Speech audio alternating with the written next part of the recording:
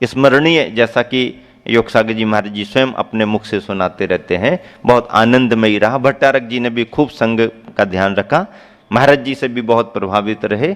कन्नड़ में बातचीत भी होने में भट्टारक जी को भी खूब रुचि बढ़ती थी, और महाराज जी का स्वभाव भी उस तरीके का है, और बहुत अच्छे धर्म प्रभावना के साथ वहाँ पर वो विराजमान थे।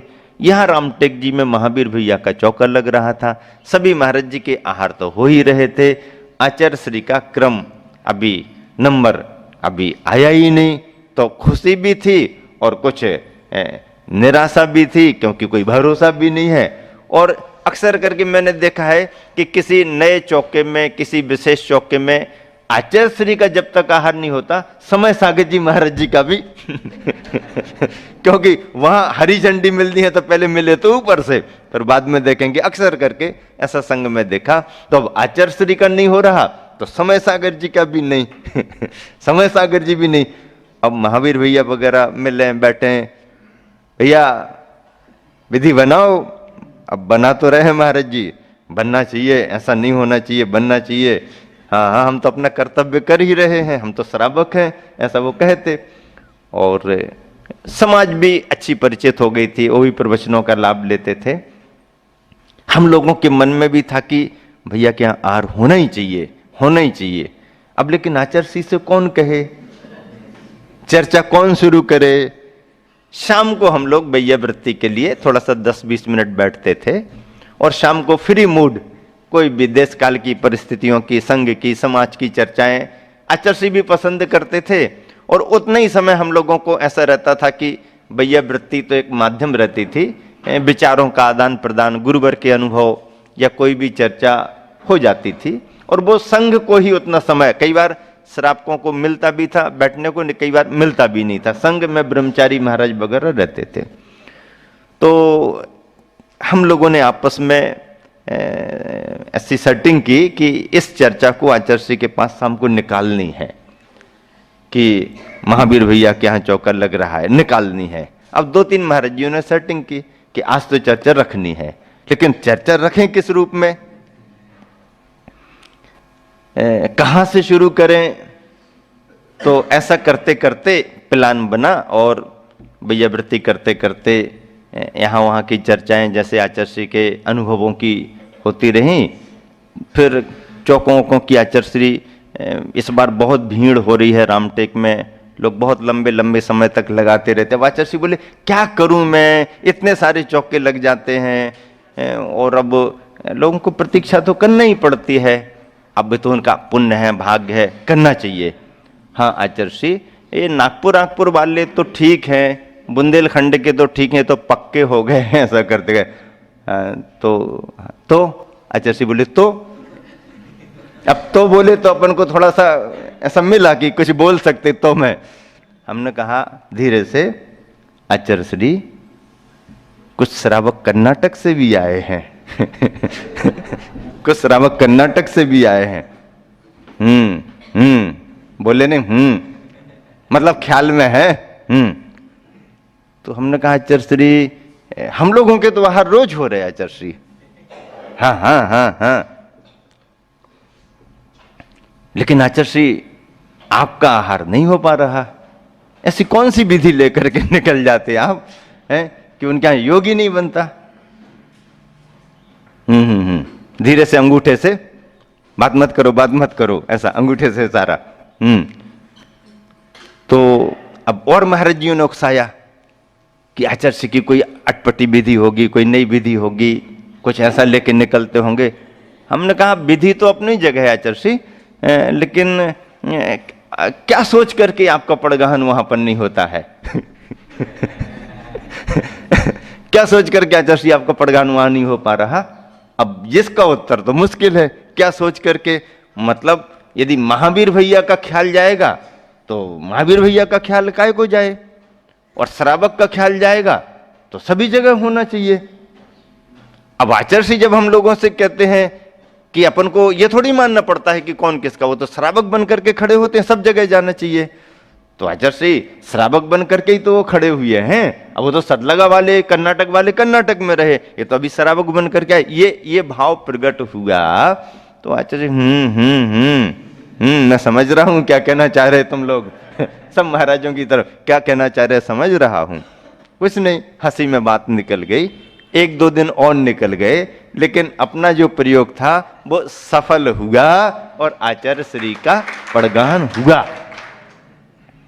जितनी खुशी महावीर भैया को पड़गाहन करके आहार दान देने में हुई, उससे भी ज्यादा खुशी संघ के सभी महाराजों को हुई। होनी ही चाहिए, होती है। और फिर बहुत अच्छा धर्म लाभ महावीर भैया ने लिया।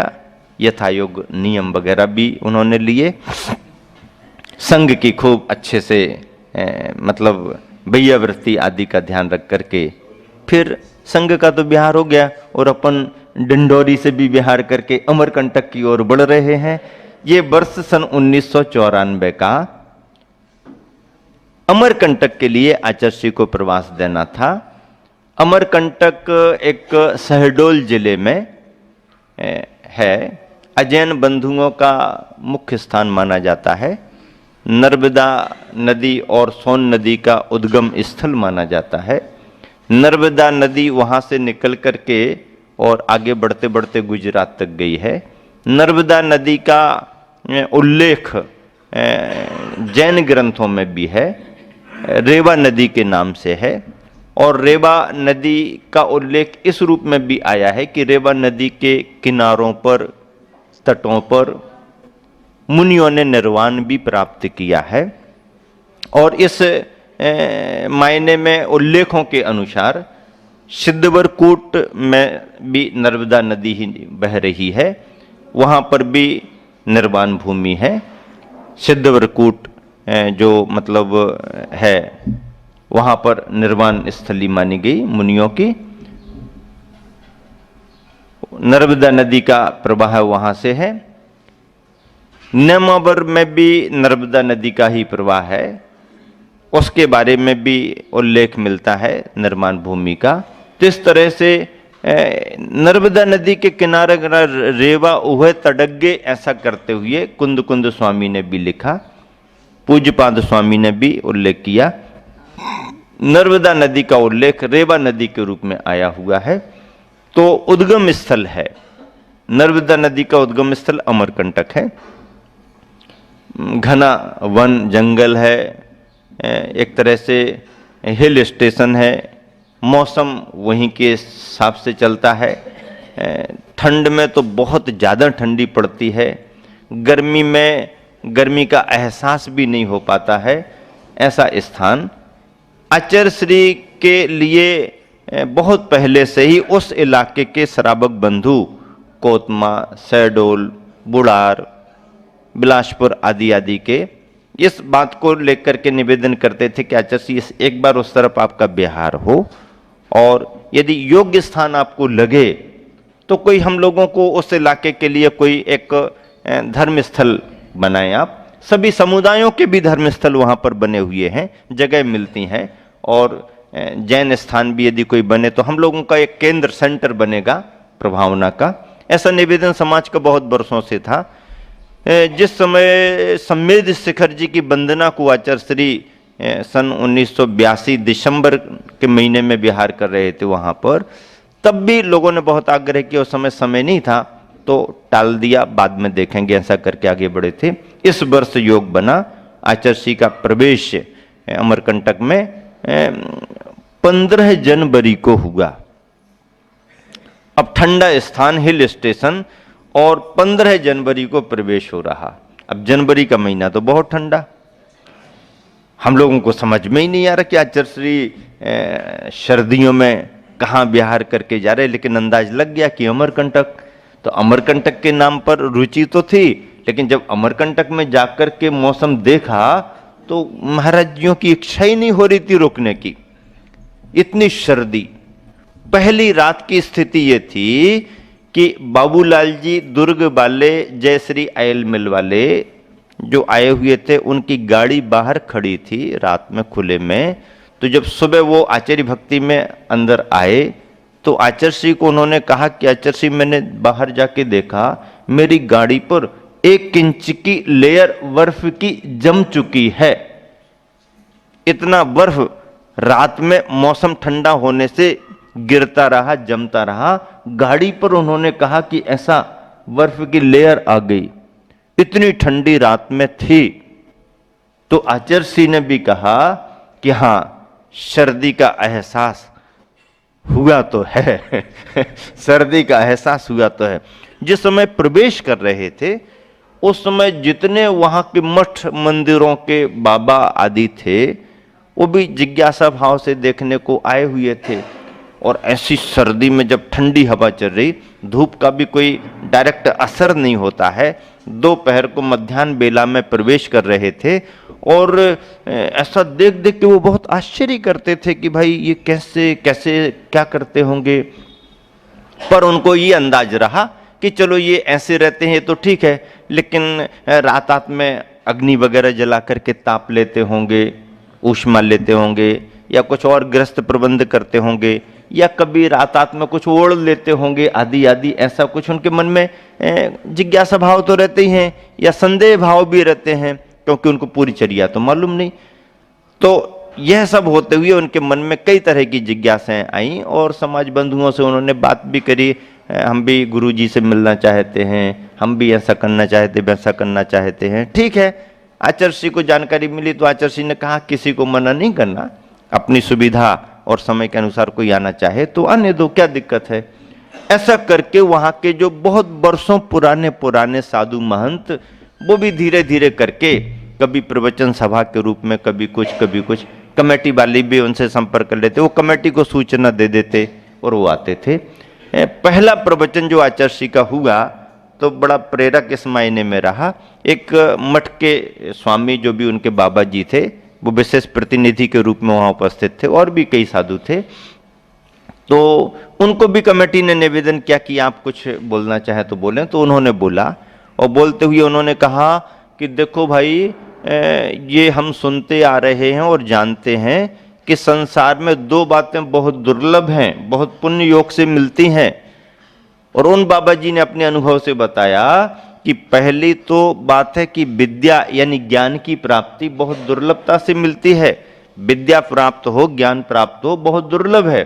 और दूसरी बात उन्होंने कही कि देखो, नदियां तो सब जगह मिल जाती हैं, कहीं सागर मिल जाए, बड़ा सागर मिल जाए तो उसका महत्व भी बहुत बड़ा होता है, ऐसा उन्होंने कहा। और कहते कहते फिर ये और कह दिया कि अरे भाई, विद्या मिल जाए तो बड़ा सौभाग्य है, सागर मिल जाए तो बहुत बड़ा सौभाग्य है, पुण्य का योग माना जाता, लेकिन आप लोग तो महा बड़भागी पुण्यवान हो कि आपको विद्या ही नहीं, सागर ही नहीं, बल्कि विद्या के सागर मिले हुए हैं। अजैन साधु ने, मठ के महंत ने ये अपने भाव प्रकट किए और दुर्लभता बताई कि जैन समाज इस मायने में बड़ी भाग्यशाली है कि इनको एक एक ही नहीं बल्कि दोनों का सम्मिलित रूप विद्या के सागर महाराज मिले हुए हैं।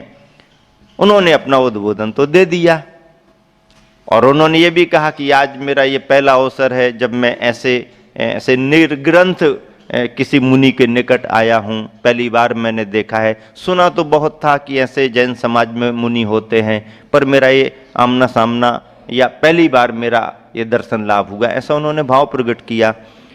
आचार्य श्री के प्रवचन का जब समय आया तो आचार्य श्री ने कहा कि यहाँ के स्थानीय साधक अतिथि महोदय ने ऐसा ऐसा कहा। उन्होंने दुर्लभताओं में विद्या को भी बताया, सागर को भी बताया, लेकिन मेरे ख्याल से इससे भी हटकर के मेरी नज़र में दो बातें और ज़्यादा दुर्लभ हैं। अब उस बात को एक तरफ रख दिया, ये इनकी नज़र में होगा, मेरी नज़र में दो बातें और ज़्यादा दुर्लभ हैं। और वो दो बातें ये हैं, पहली बात कि प्रभु का मिलना बहुत दुर्लभ है, और दूसरी बात गुरु का मिलना और भी ज़्यादा दुर्लभ है। मेरे ख्याल में संसार में सबसे ज़्यादा दुर्लभ दो बातें ये हैं, प्रभु और गुरु, क्योंकि प्रभु अदृश्य हैं और ऐसे अदृश्य प्रभु तक पहुंचने का मार्ग गुरु ही बताते हैं। इसलिए मेरे ख्याल में ये अत्यंत दुर्लभ दो बातें रहीं, प्रभु और गुरु। ऐसा करके आचर्षी ने फिर अपना प्रवचन आगे बढ़ाया। बहुत ही प्रेरक प्रवचन आचर्षी का रहा। अमरकंटक में जितने भी आचर्षी के प्रवचन हुए उन सारे प्रवचनों का संग्रह किया गया।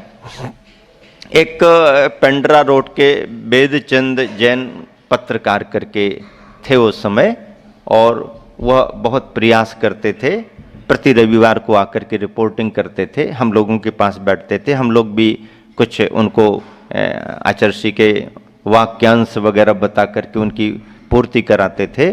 और ऐसा करके उन्होंने संग्रह किया, और उस संग्रह को फिर मैंने स्वयं उनसे लेकर के उसको बहुत अच्छे तरीके से संपादित किया, और उसी प्रवास में आचार्य श्री के ही सानिध्य में उन सारे प्रवचनों का संग्रह, पहला संग्रह अमरकंटक का जो था उसे वहीं पर प्रकाशित किया।